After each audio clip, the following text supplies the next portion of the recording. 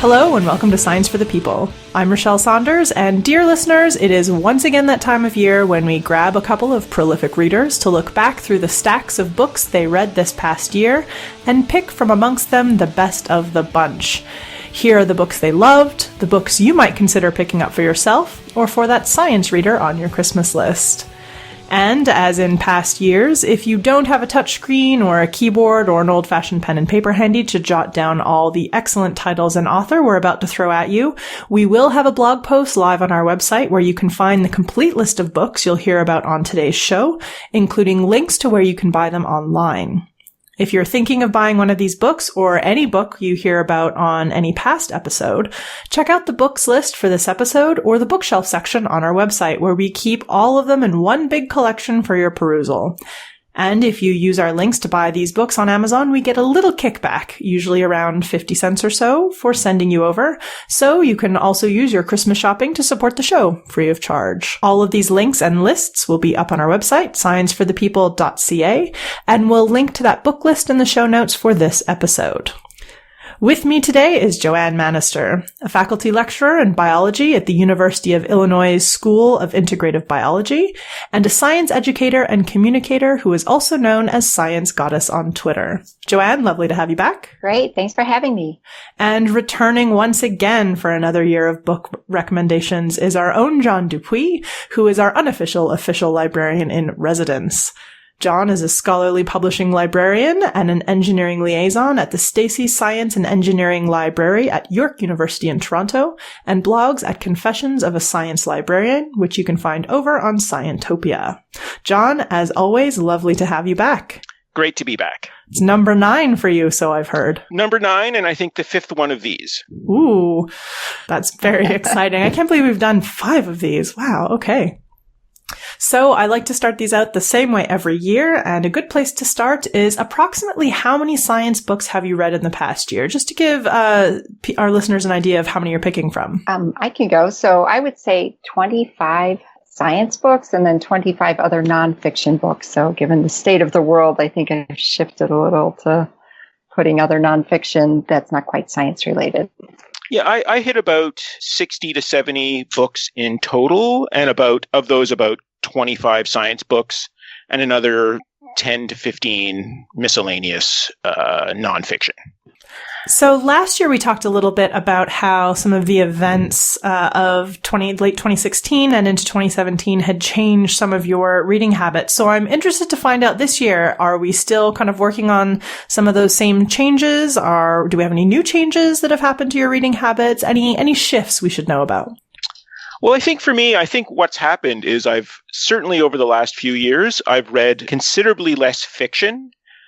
I think this year, my fiction, looking at my fiction choices, it's a little less dark and depressing than maybe it was for 2017. And I think even my general nonfiction was a little less. I think 2017 was a tough year in a lot of ways. But I think, my choices this year were a little less completely depressing. Although the main theme of, I think, my nonfiction reading was, in particular my kind of sci-tech reading, was just how evil technology is. And that's generally, I'm fairly optimistic. So looking back over the year, the number of technology is evil books that I read actually kind of surprises me. I'm looking forward to hearing some of these, because last year, John, you recommended Death and Life of the Great Lakes, which I read after you recommended it, and I loved it. What a great book. What about you, Joanne? Oh, yeah, it was terrific. What about you, Joanne? Any shifts in your reading habits this year? I think I've always been a little bit interested in worldwide politics. So there's a lot on Russia and North Korea that I've been reading. I also dove into Crashed, How a Decade of Financial Crisis Changed the World. It was like 720 pages. It was a great book, though. I'm not a finance person or whatever, but so I really enjoyed that. But I do see a lot of, I did a few memoirs of growing up a little, less privileged, right? I did a few of those, but a lot about politics, world politics. and how, a lot of these books are saying, well, this is how we ended up with the political climate we have now. All right, so let's get started with the cream of the crop. From your perspective, looking back at what you've read over this past year, what is the best book you read? And Joanne, let's start with you. Okay, my favorite book, and it's also in the category of a book I could not put down, was Bad Blood, Secrets and Lies in a Silicon Valley Startup by John Carreyrou. And this is great investigative reporting about Theranos. And I just was incensed as I read the book, the things that Elizabeth Holmes was getting away with, and the fact that she wouldn't do any research herself on the limits of our technology to analyze blood. She had a great vision, and she would just tell people, make this vision happen, without being knowledgeable herself and driving people, to do things that just could not be done. And ultimately, she's, being indicted for fraud, and she's very charismatic, able to get a lot of money, but not very well informed, I think. John, what about you? Well, first of all, that Bad Blood book was on my list for this year. I didn't get a chance to read it, so now it's definitely back on my list for catching up a little bit next year. But so I'll do my typical trick and actually mention two favorite books, one regular book and one graphic novel. My favorite book this year was easily Lost in Math: How Beauty Leads Physics Astray by Sabine Hossenfelder, which I've always been kind of interested in the culture of science and in the culture of kind of high energy and theoretical physics research. It just seems to be kind of a really interesting case study in how science gets done. And Hossenfelder's book is really an amazing explanation of how physics culture, how the physics research culture has kind of gone on the wrong path over the last 10 or 20 years. Basically, the thesis is that physicists look to what they think of as things as beautiful or natural, as opposed to kind of just following where the facts and where the research and where the data leads. And so they tend to get, seduced a little bit by math. And I thought that was it was just a really, really amazing book, really reminiscent of Lee Smolin's Trouble with Physics from a few years ago, really extending that conversation. I was going to ask about that, how that compared, because I did like that book a lot. Oh, yes, very much. And I think Smolin has a new book coming out in 2019, which should also even more extend that conversation. And the thing that I liked best about Hossenfelder's book, often these kinds of physics culture books can be a little dry, and hers is actually pretty hilarious. She has lots of great zingers and one-liners. She certainly takes the work very seriously, but doesn't take herself very seriously. And that I found it's just a great read, both in terms of the content and the style. And so my favorite graphic novel for the year will be Brazen: Rebel Ladies Who Rocked the World by Penelope Bagieux. And it's mostly not about women in science. It's mostly about women in all kinds of other areas. But there's a bunch of kind of sciencey women featured: Hedy Lamarr, Temple Grandin, Mae Jemison, and a few others. And again, this book, it was just fantastic. It's just short graphic biographies of the women. And it contrasts really interesting from a similar book we discussed, I think, last year or the year before, which was earnest but dull. And this is neither earnest nor dull. It's hilarious and fantastic. And so it's very funny. The short profiles are super engaging. The art is really great. And so, yeah, it was just one of the books that really stood out for me in the year. I'm just going to do a quick shout out to one of my favorite, probably my standout favorite book that I read this year, which is Swearing is Good for You: The Amazing Science of Bad Language by Emma Byrne. This was great fun to read, and any book that allows you to think about swearing and how we use it in our everyday life, and also the utility of swearing. It's great to have an excuse to think about it, as well as talk to other people about it and swear a lot while you do so. It's just a really nicely written book, well researched, a lot of thought-provoking content in there around all kinds of things you don't generally think about, the utility of swearing, and there is a lot of utility in it. And Emma Byrne is delightful as well to read. She really keeps things entertaining and interesting, and I highly recommend that one. All right, I am interested in a book that changed your mind about something. Well, this will sound, I don't know the exact word it will be, ironic, but actually the book that changed my mind about something was called How to Change Your Mind, What the New Science of Psychedelics Teaches Us About Consciousness, Dying, Addiction, Depression, and Transcendence. And I am a woman of very few vices. I like tea and the occasional soda, but beyond that, I don't drink or do drugs or anything. But this book actually had me thinking that there could be some good use for psychedelics to help you re-examine your life, or to face death if you had a terminal illness, if someone was addicted or had some other obsessive compulsive problems or depression. There seems to be some hope, and they're trying to sort of figure out how to make this something that could be done carefully with a guide, with trained professionals, and really make changes in people's lives. So here I was thinking, I might try psychedelics if given the right conditions. And this, of course, is Michael Pollan. So we know it was pretty good writing, well-researched, and very interesting book. So the book for me isn't so much one that made me change my mind, but I think the theme of the book is basically keeping an open mind and avoiding groupthink. And that's Meltdown, Why Our Systems Fail, and What We Can Do About It by Chris Clearfield and Andras Tilchik. Basically, this is a book by sociologists analyzing kind of engineering and systems failure across all kinds of different dimensions and domains, and how complexity in systems can cause failure.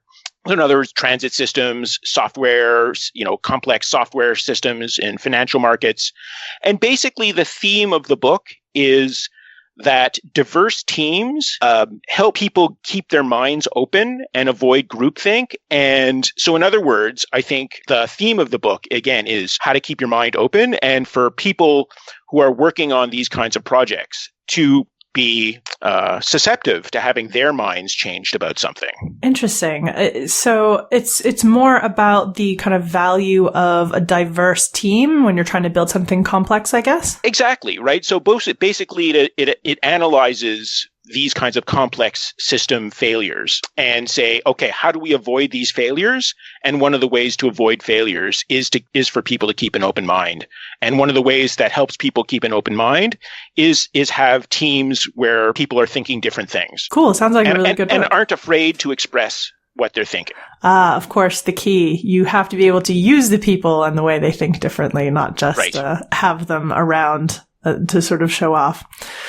Kind of on the same bent, what about a book that was really informative, one that made you learn something that you really didn't know before, that sort of took you to kind of unexpected places? I would say I was really interested in the book Endure, Mind, Body, and the Curiously Elastic Limits of Human Performance by Alex Hutchinson. And so we at Read Science had interviewed Alex. He was so keen to come on because his background is in physics and science. And he's writing about running and other extreme sports and extreme things people can do.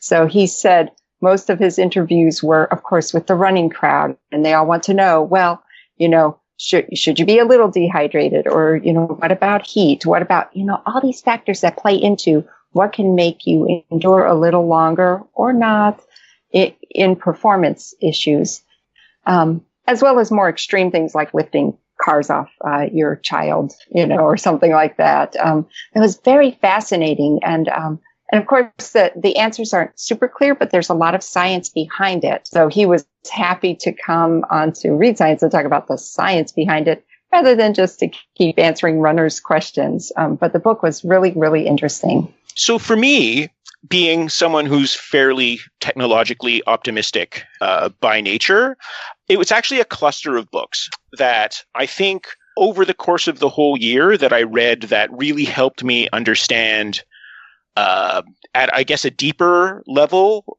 the I guess, the more problematic aspects of the technological culture we've grown into.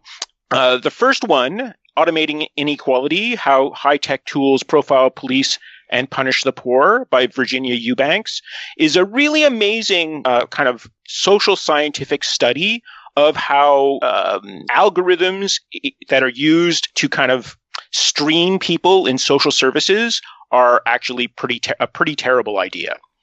And so that's actually, I would say, of this cluster, that was my favorite, in that sense that it's a super clear explanation, very accessible, but really makes, a deep dive into this kind of case study, a very compelling study of the caution that we have to approach this kind of algorithmic social service bent that we're in.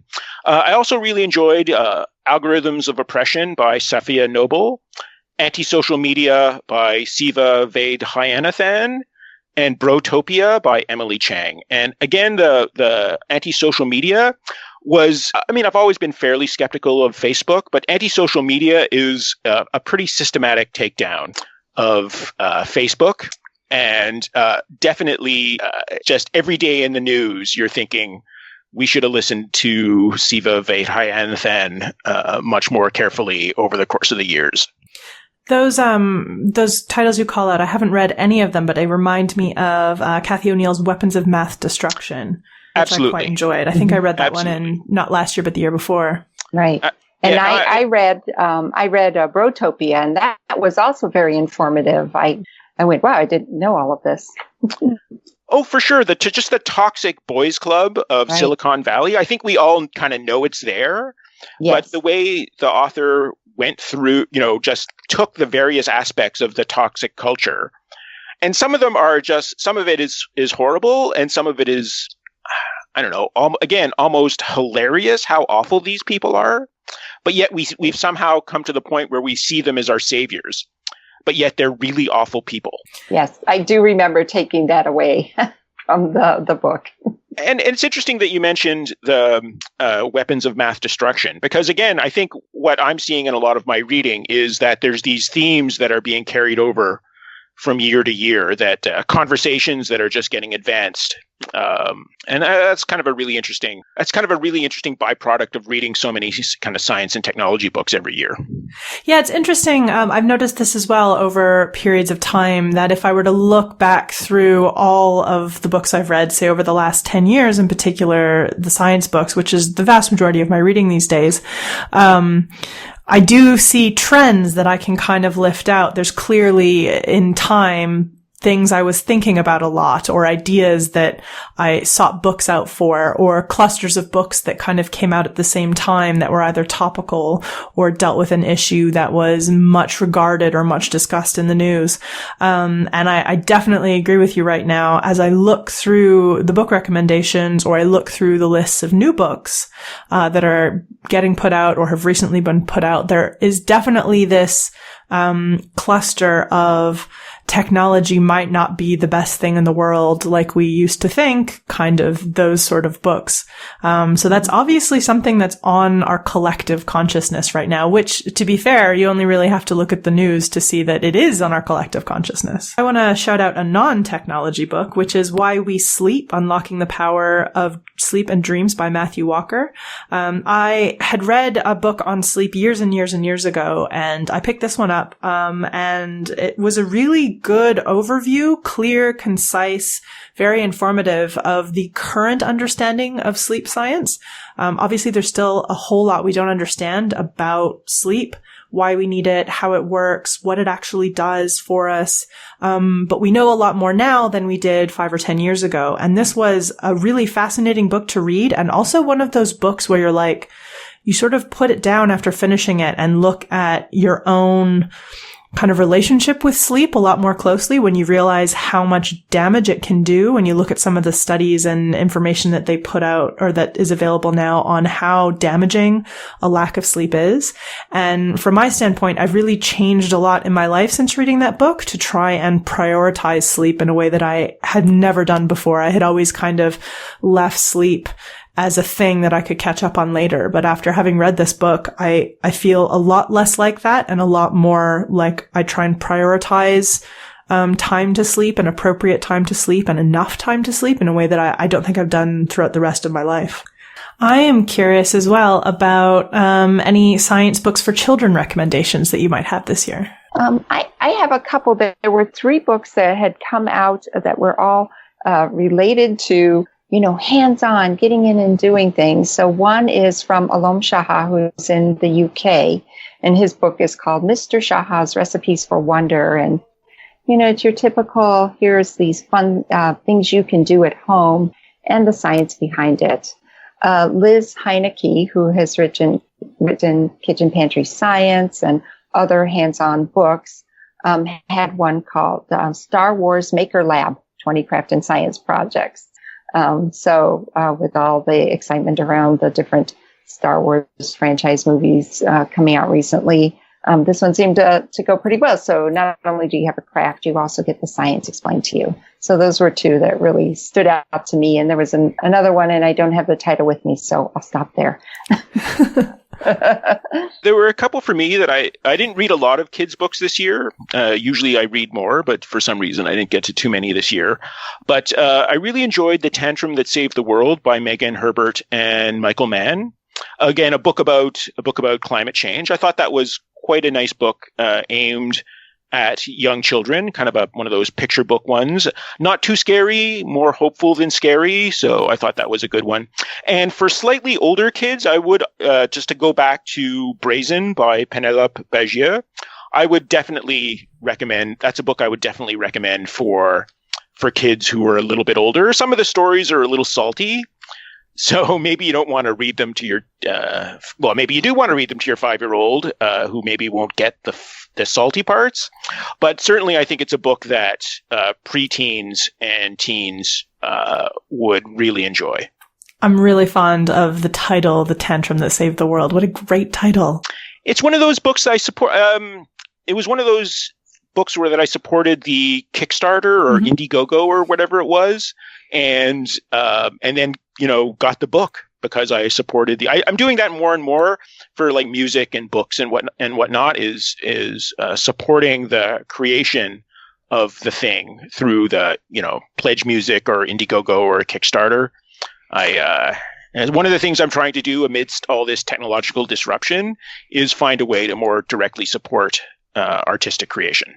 What about the funniest science book you read this year? I'm always interested to hear kind of what the most entertaining or funniest one is, because I find that's a great way to get people into reading science that don't necessarily tend to read science.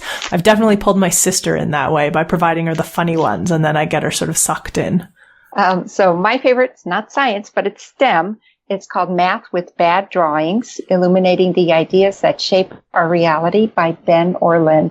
And I found myself just laughing out loud at the different things he would use as examples to explain things. And then to grab one of my kids, they're older, but to go, oh, listen to this, haha, So I really loved his sense of humor and the lightness that he brought to the very good math that's in the book and that he explained. And of course, bad drawings. They're not so bad, but, they're not a professional artist either. So that added a bit of whimsy to the book, and I really appreciated it.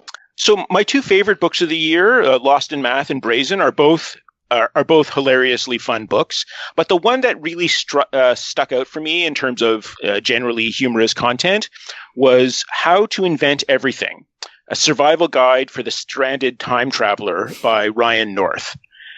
Which is an unbelievably wonderful, funny, joyous, hilarious book. The conceit is that it's the manual that they tuck under the seat in these time machines. And if you're a time machine and you're going into the past and you get, stuck in prehistoric times, what are you going to do? Your time machine just broke down. And you're stuck there and you're not getting back. You have to reinvent human civilization. And so this book basically goes through all the things you need to know to reinvent human civilization. And the conceit is kind of hilarious. the North just tells it in a very funny, engaging, lighthearted, sarcastic, irreverent way. And so you learn how to, make charcoal. You learn how to reinvent propositional logic. He gives you philosophy in, major schools of philosophy in one sentence involving a high five, how to preserve food, make harnesses for animals, inventing kilns, testing foods to see if they're poison. So all these kinds of things you would need to know to reinvent human civilization in kind of a hilarious package. I mean, there's some bits that if he was trying to be serious, there were some things that I thought were missing. He for example, he concentrates more perhaps on the professions than the trades. The thing that if I got stranded 10,000 years ago, the thing you would have to teach me is carpentry, right? And, for example, if I wanted to restart human civilization, or, me and my friends wanted to restart human civilization, probably, a chapter on maternal care and childbirth would have been handy, right? Yeah, that feels important. Yeah. That feels important to me, but it was, there was some kind of first aid-y kind of things, but right, if you're restarting civilization, there's some things that are going to kind of stare you in the face in a pretty important way. But anyways, those quibbles aside, I really, really enjoyed the book. So just before we end, any shout outs for what's on the horizon for 2019, books that you see coming that are already making it onto your list of things to look at getting? Well, before we do that, there's one book that didn't fit into any of the other categories that I really want to mention. For sure. Because it was such a wonderful book. Bringing Columbia Home, The Untold Story of a Lost Shuttle and Her Crew by Michael Lineback and Jonathan Ward. It's a really moving account of the Columbia shuttle disaster. Michael Lineback was the shuttle launch director at Kennedy Space Center and led the recovery and kind of research efforts to kind of get to what happened. And it's just a really wonderful book. It's very sad. It's very moving.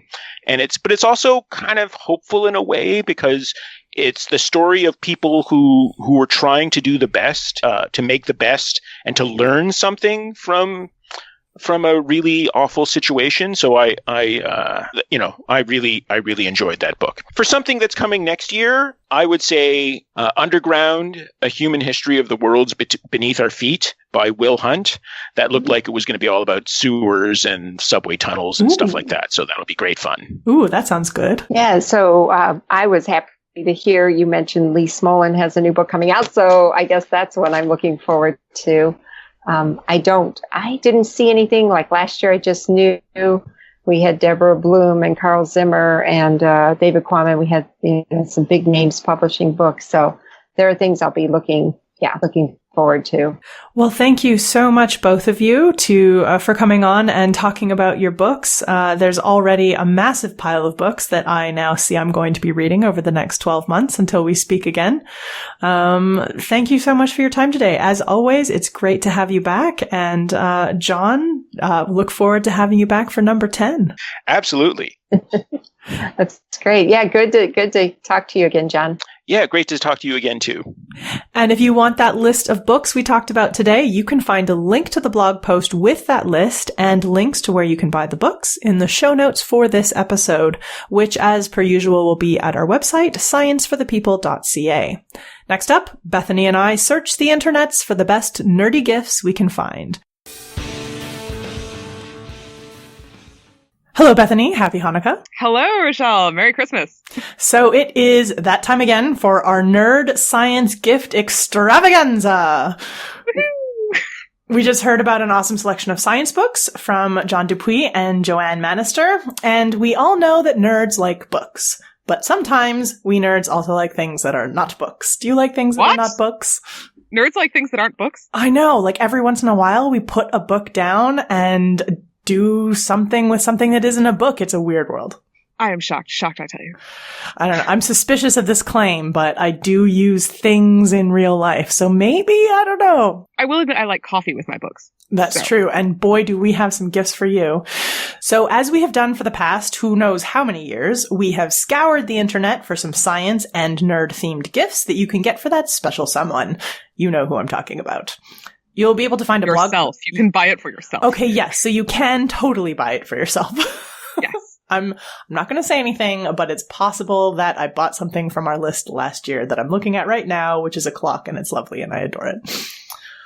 So you'll be able to find a blog post with links to all the items we'll be talking about on our website, which is scienceforthepeople.ca. And we'll make sure to put the links in this year's gift buying blog post into the show notes for this episode, just to make them really easy for you to find. So if you're listening to this and don't have a pen or pencil handy, no worries. Chill out, relax. You can always go to the blog post and click the links later. And also, if this episode has reminded you of the cool things that you heard us talk about in a previous Nerd gift episode from previous years, don't worry, we keep an archive of all the past gifts we talked about and links to where you can hopefully still find them, including the bubble popping calendar, which was amazing, and everyone should have one every year. It's really great, I'm not going to lie. So where better to start than Christmas cards? Because I'm sure right now everybody's thinking about what Christmas cards they're going to send, who they're sending Christmas cards to, and what better way to remind people of the wonderfuls of nerdness and science than to find a science gift card. So I've got some that I found on Etsy, which I love. They're Christmas Ho Ho Ho Elements card. They're lovely. I highly recommend, if not these science cards, then find some kind of way of sharing your love of science with the world at Christmas, if you're sending them a message anyway. And I actually immediately, when I think of science gifts, I go to the kitchen because I have a baking problem. See, it's kind of an issue. I'm not going to lie, because it results in many, many baked products that I end up having to give away to my neighbors. My neighbors love me. So at least there's that. But yes, I am always looking forward to receiving new items and gadgets for my kitchen. So I wanted to start with the Freudian Sips coffee mug, which is just hilarious. I mean, it's Every science, time I look at it, but maybe not science, but it was so good. that's so Freud, though. I know. It's not science. It's Freud. And it's got this picture of Freud with a little teacup, and it says, "When you say one thing, but mean your mother," which is the most Freud thing that ever Freuded. And I mean, there's a few coffee mugs that we wanted to talk about because both you and I are intensely fond of coffee, and we know that a huge number of our listeners probably also love both coffee and a good mug to put the coffee in. So I found one that is the Unemployed Philosophers Guild Geological Time mug, which has a kind of colorful image on the outside of the mug showing you all 26 geological eons, epochs and major events. It's really fun. I love it. I want one so bad. They are really cool. I'm not going to lie.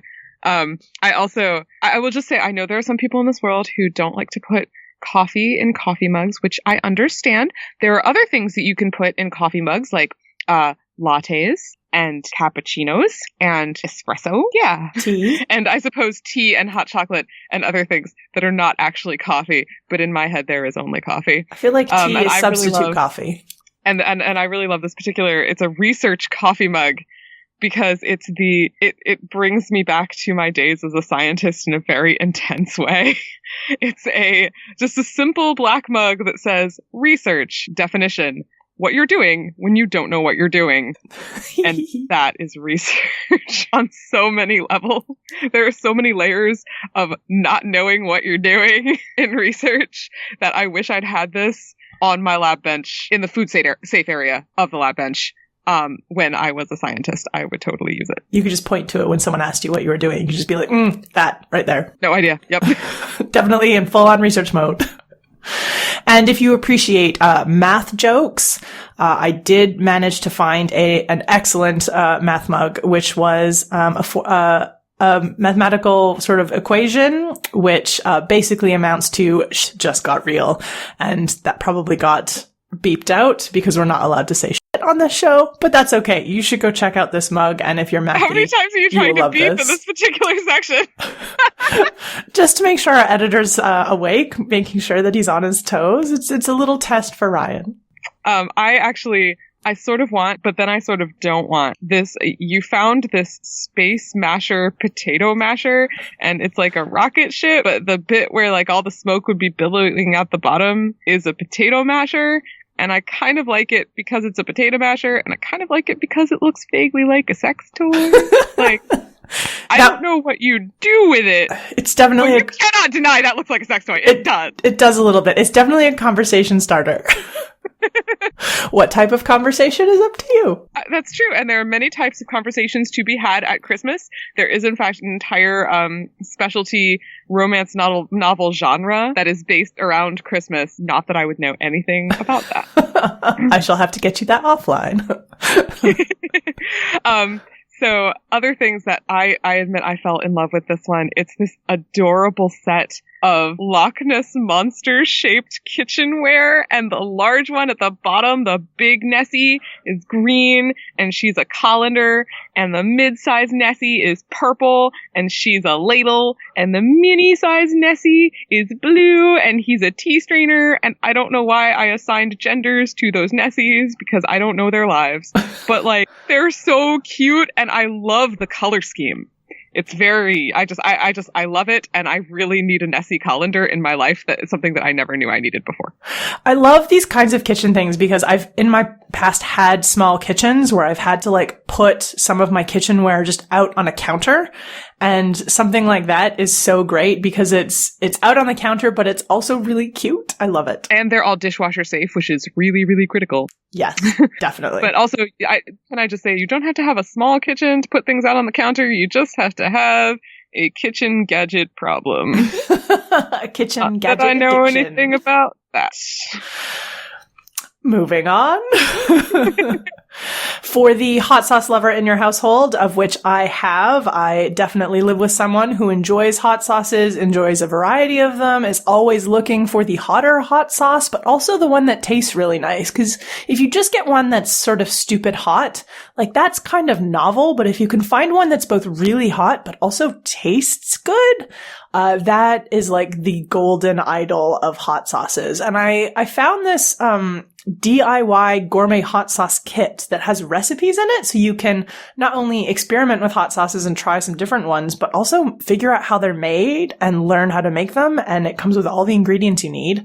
And then from there, as with most things, once you learn how they're made, you can probably start to like jump off and tweak it a little bit to your taste. That seems super cool. I actually predict that this is going to be the next hot DIY trend. You know, like before it was, making your own beer, and now, oh yeah, I meant to do that. The hot trend. DIY trend hot. Mm-hmm. Anyway, I am not a hot sauce person, but I am a beer person. And I am totally in love with these Heroes of Science pint glasses. And in part, I am in love with them because I owned one and I didn't know until I saw this link.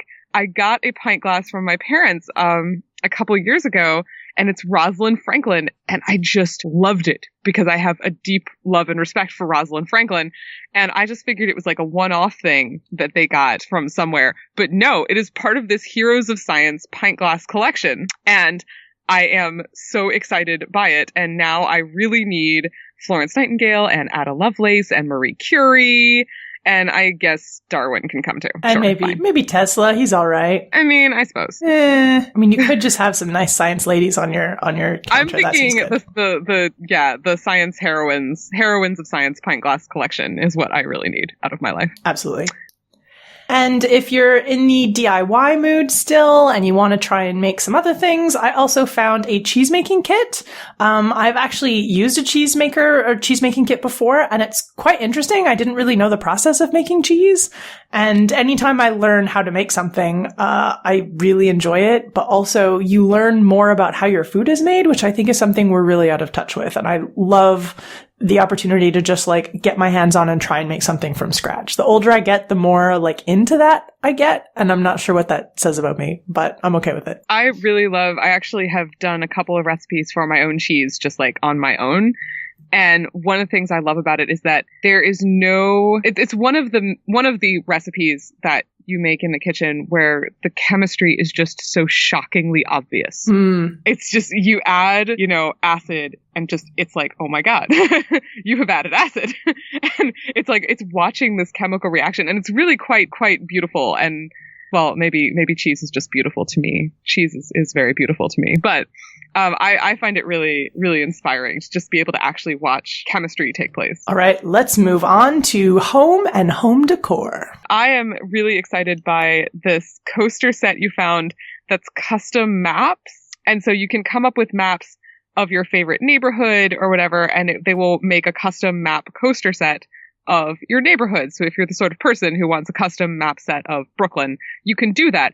But I looked at this and immediately went, I could get a custom coaster set of the map of Middle Earth. Yes. Because priorities.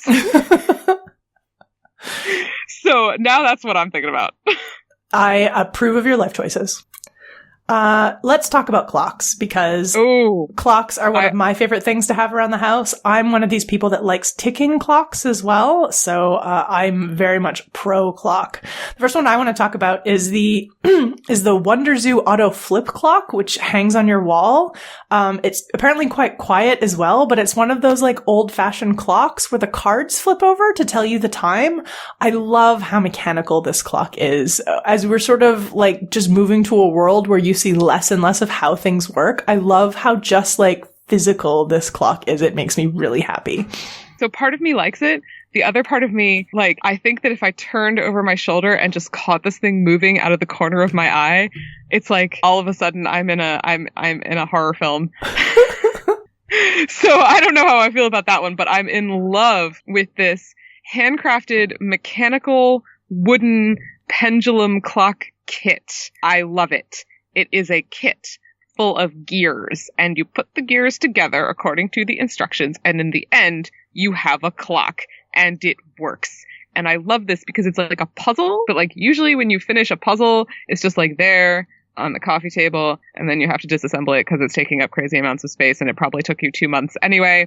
But this, when you finish this puzzle, you hang it on your wall and it tells you the time. And I love that. I think it's adorable and it's really pretty. It looks really cool. And just the idea of sort of spending a bit of my Christmas holiday trying to figure out how to piece together a clock and learning like in a really like solid way how a clock works, that just makes me really excited. I would love to sit down and mess around with putting together a clock. Also, never underestimate those moments of quiet bliss. True story. Yeah.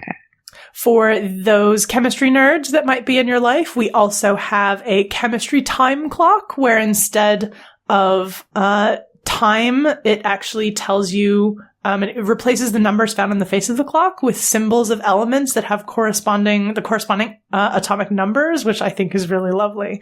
Obviously a little harder to tell time if you're not a chemist, but you'll figure it out. It's fine. And also there's nothing quite like 10 minutes to lithium.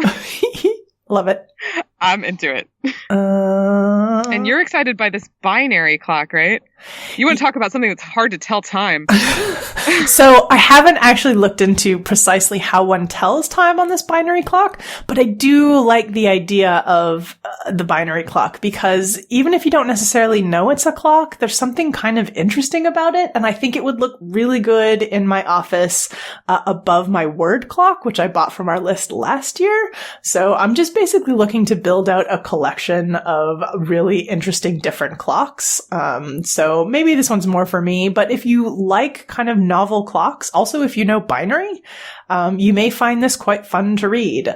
I'm actually just picturing now, like in 3 years, you're just going to have a giant wall of clocks just like on your office, all these different clocks, and they all chime at the same time because you also like horror movies.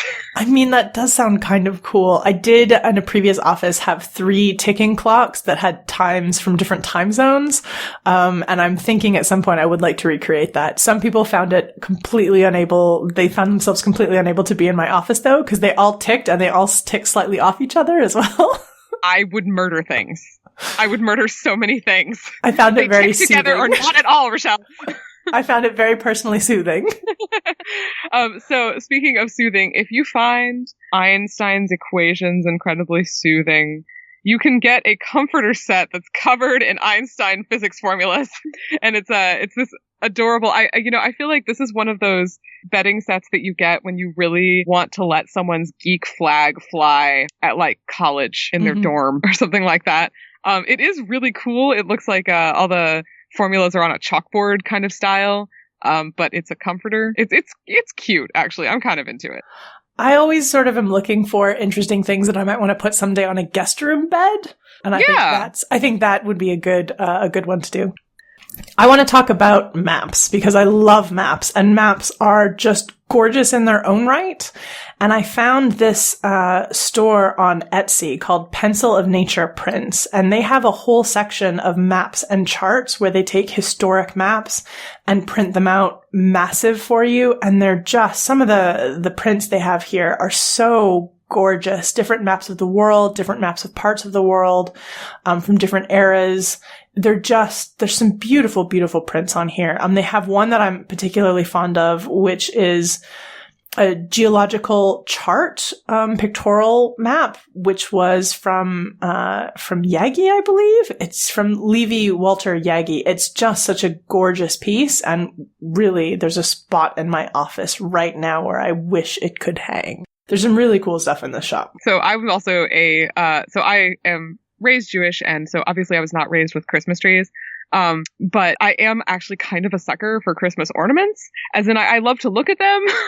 I never buy them, obviously, because no Christmas tree, but these are really cute. They are these they're made out of circuit boards, and they're Christmas tree ornaments, and they're laser cut to look like science things.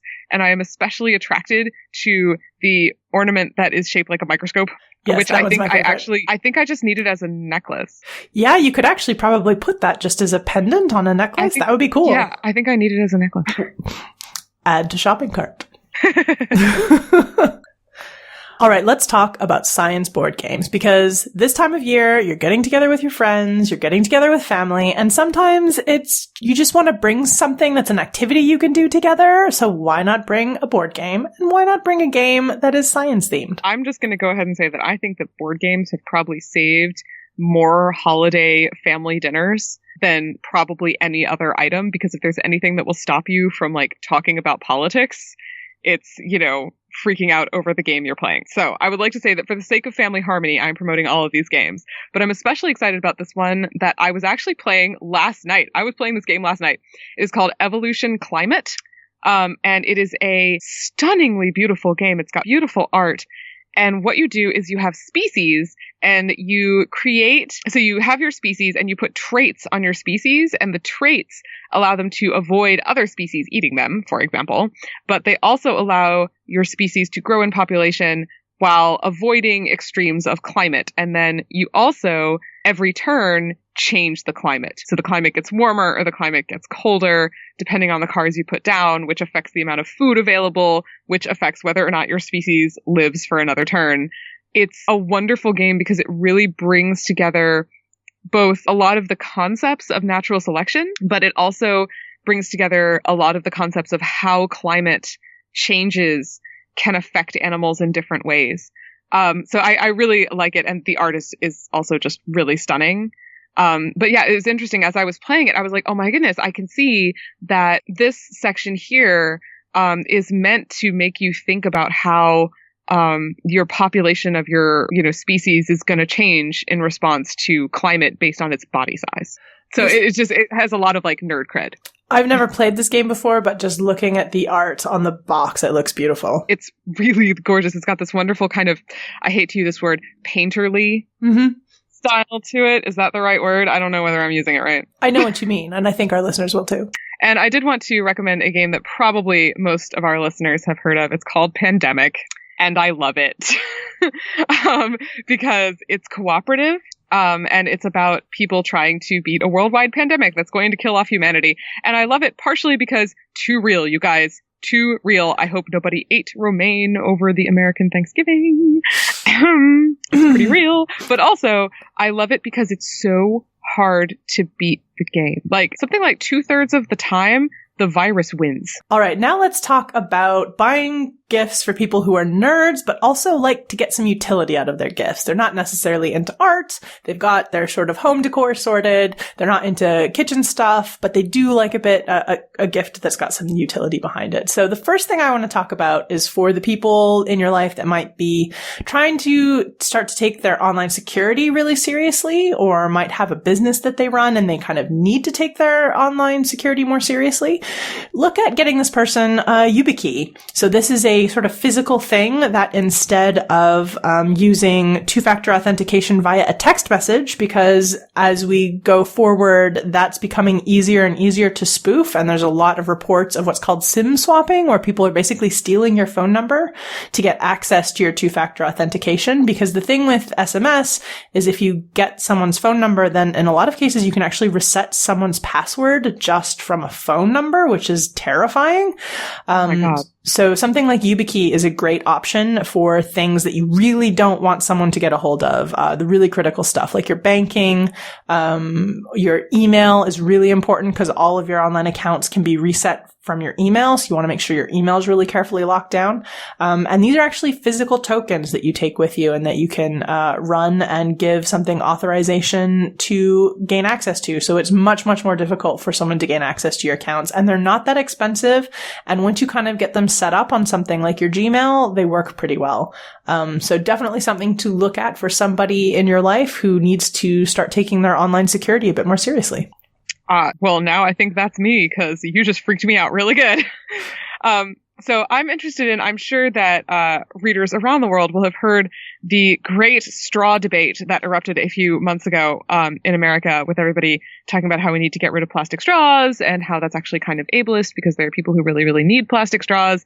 But then there are lots of people who say, okay, well, maybe I can just give up my plastic straw on my own. And, instead of demanding that companies not use them and denying them to people who need them, I can just carry my own straw.